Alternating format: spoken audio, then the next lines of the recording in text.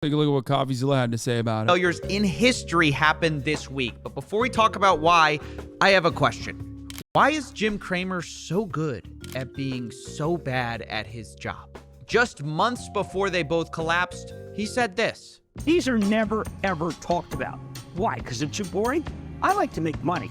Boring is good. Watch out for Signature Bank. That's my fave. SVB Financial, don't you want? This company's a merchant bank with a deposit base that Wall Street has been mistakenly concerned about. Bro, only in this sector could you be wrong so fucking frequently, and it literally does not matter. Like, you still get to fail upwards. All of these fucking donkeys have done similar things. Like, it's not just Jim Cramer, right? It's not just someone who's, like, constantly doing this. Okay? It's not just him. It's not just him. It's not just him.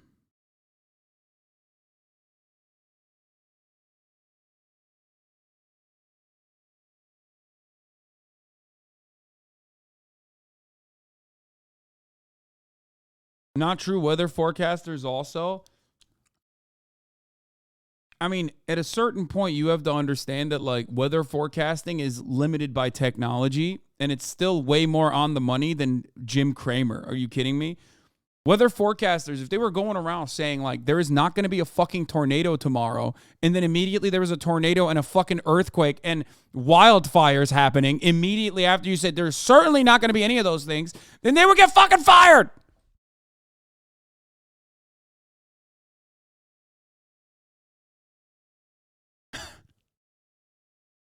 Because that's what he does.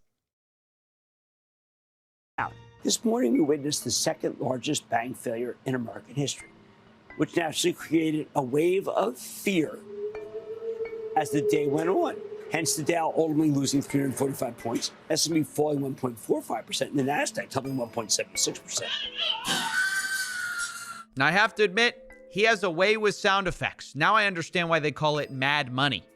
But there is one thing Jim Cramer isn't wrong about, which I know is shocking. Fear is in the air, and many are worrying, is my bank safe? So today I thought we'd break it all down, the recent collapses, why the government has announced a special bailout, why some people are happy with it and others are mad, and of course, what's next. Let's start with the facts. 3 major banks in the United States have failed in a short period of time: Silvergate, Signature Bank, and Silicon Valley Bank. Now, Silvergate was the smallest with about $11 billion in assets. Signature was like the mid-sized one, and Silicon Valley Bank was the largest. Now, Silvergate and Signature Bank were well known in the crypto space, while Silicon Valley Bank was massive in the tech startup world. However, despite their differences, these banks failed for similar reasons at a high level, which is this. They all experienced a run on the banks when too many people demand too much money too fast, and the banks don't have cash on hand. Now, I want to make something clear. It would be easy to draw the comparison to the crypto crash in 2022 when several crypto companies like FTX collapsed, but there's an important difference. Companies like FTX were insolvent. When there was a run on their banks, they had no money to give. Whereas the banks we're talking about were illiquid, meaning they had the money, but when they had the bank run, some of it was locked up in long-term assets like bonds. Now, to be clear, these are not the same things at all. But things can get a little fuzzy in the details. For example, when a bank run happens, what can start as a liquidity problem can become an insolvency problem if the bank has to sell what they have for cash. And let me explain. One of the safest investments is considered to be treasury bonds. Your grandparents probably invest in it. Banks invest in them, both for the same reason. They provide a stable rate of return. So say you're Signature Bank, right? You've got billions of dollars in customer assets. Where do you put it? Well, into treasury bonds, which let's say earn you 1% a year. You keep some cash on hand for withdrawals, but you figure, look, if I need to sell these, I can sell my bonds, right? But what happens if interest rates rise really quickly? Well, suddenly you have this 5-year bond you bought a year ago, which gives you 1% a year. But now the government is selling the same 5-year bond and offering 5%. Because of that, now your bond's value on the open market drops. It's no longer even worth what you paid for it because it's giving less interest than other bonds. And so if you try to sell that, well, now you lose money. Now, to be clear, if you held the bond to maturity, well, you would still make that 1% and not lose anything. But when depositors are asking for cash, it's simply not an option to hold on. Now, I know that seems complicated, but the essence of it is this. Banks were forced to sell long-term assets that they didn't want to sell, like bonds, and they took losses because of these bank runs. Because of that, what started as a liquidity crisis became an insolvency crisis, and that's why they got shut down, because they weren't going to be able to service all those withdrawals. Out of everything from monkeys and bananas to fucking a bunch of random influencers explaining this is perhaps the most succinct and easiest to understand explanation precisely of what happened to SVB. Very good. Brilliant. Coffeezilla is so good. So now what, right? Doesn't the government guarantee bank deposits? Why are we even talking about this? Well, they kind of do. The FDIC insures up to $250,000 per account. However, at places like Silicon Valley Bank, they had a lot of accounts with a lot more than that. Because as we spoke of, they hosted a lot of venture capital startups that might have had anywhere from $10 to $50 million in there. And suddenly, that company, which was healthy yesterday, now can't get access to that money and can't meet payroll because their bank had failed. And this triggered a huge response from many in Silicon Valley to call for depositors to have their money guaranteed, with people like Jason God, the worst, dude. This is the fucking worst, dude.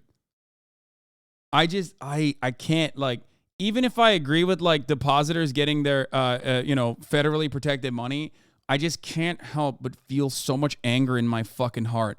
250K is too low. It's insane that a small company would say 2.5 million in payables and payroll at the end of the month should be prudent and split their cash across 10 banks in case of a run. The fees and admin would be crazy, but great for banks. Have their money. This take isn't even incorrect. I hate to, I hate to say that I do agree with Mark Cuban. I think that 250K being like FDIC insured at the max cap is correct. The expectation that like insurance is supposed to kick in is yet another additional mediator in this circumstance. In my opinion, I think it's just more money for people to make. But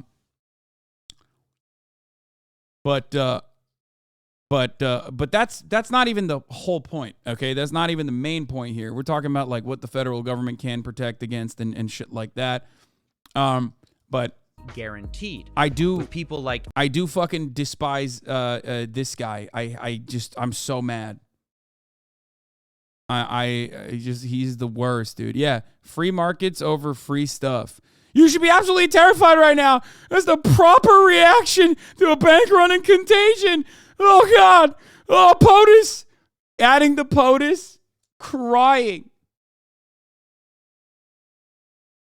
He's doing an emergency pod, dude. Fuck. Jason Calacanis and fucking all of the other shitbirds, dude, that fucking chirp all the goddamn time, nonstop about how they fucking despise the nanny state and how venture capital is saving us, about Silicon Valley is the future. Oh, suck me dry, dude. Suck my cock, you fucking bitch. And of course, a month from now, they're going to go back to the same old bullshit, okay?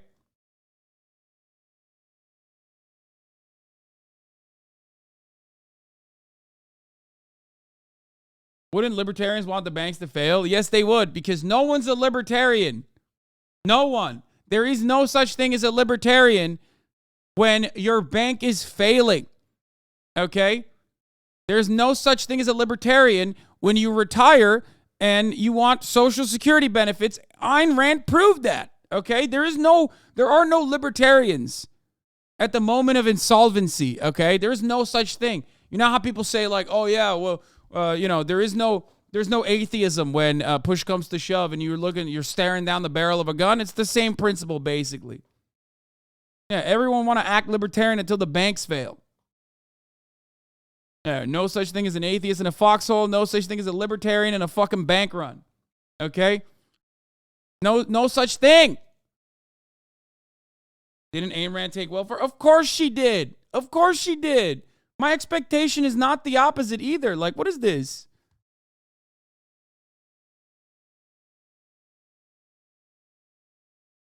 Begging big government, big daddy government to come with its large, juicy, fat cock and just, give him the cummies in the form of a bailout. Ooh, please, big daddy government, please save me. Save me.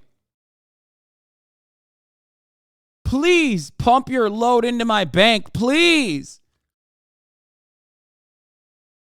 Yeah, put out the fire in my loins, big daddy gov.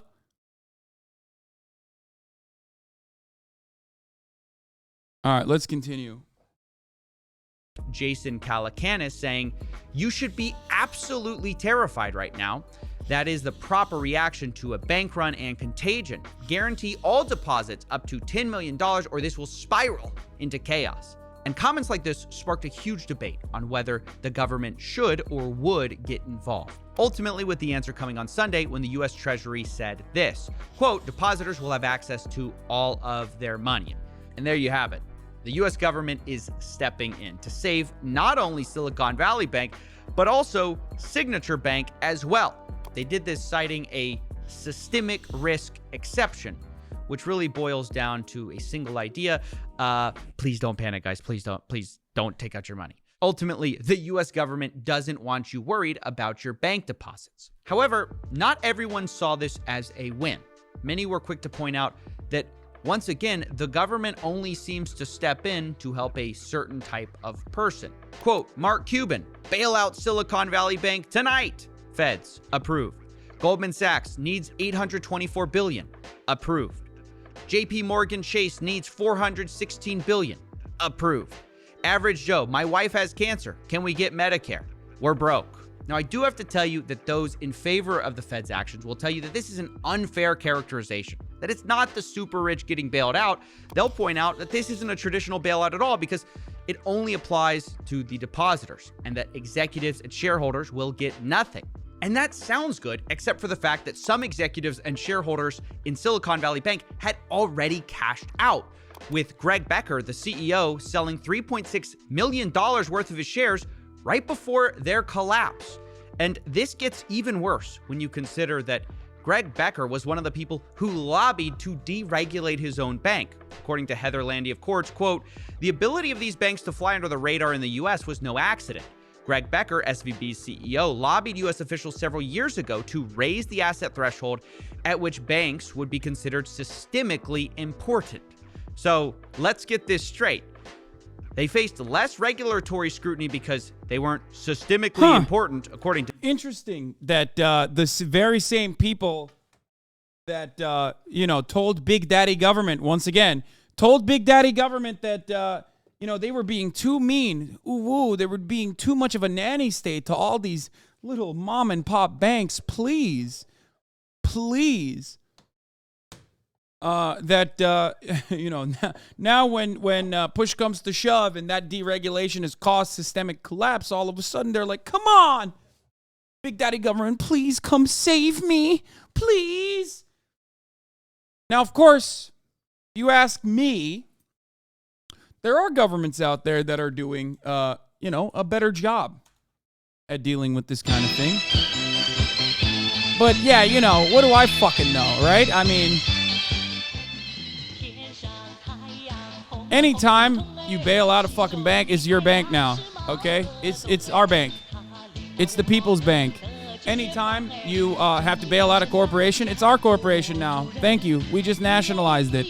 There is no other circumstance in which you can just, offer a fucking loan unconditionally and never expect a return on that investment. Doesn't happen in capitalism, but when the government's doing it, that's expected. Not only that, but also in order to fucking pay the government, I would asset strip every fucking executive down to their shoelaces, okay? Your yacht, our yacht, comrade. Your fucking major multi-million-dollar real estate investments, that's ours now. That's actually going to now go towards the people in that area who can have affordable housing. We've just turned them into these beautiful city blocks, public housing. I'm just saying. That's a good idea, I think. All right, let's continue. To them, but when everything goes wrong, they're systemically risky and must be bailed out.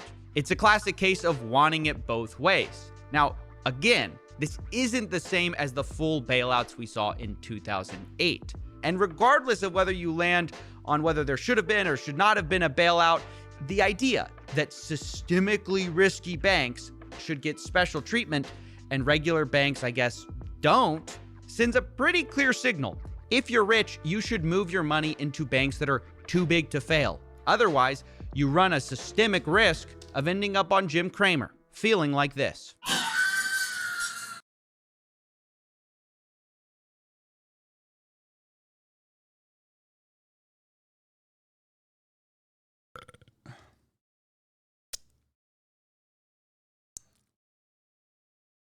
Her Janet got me yelling. I need you to read this. Okay. Good one.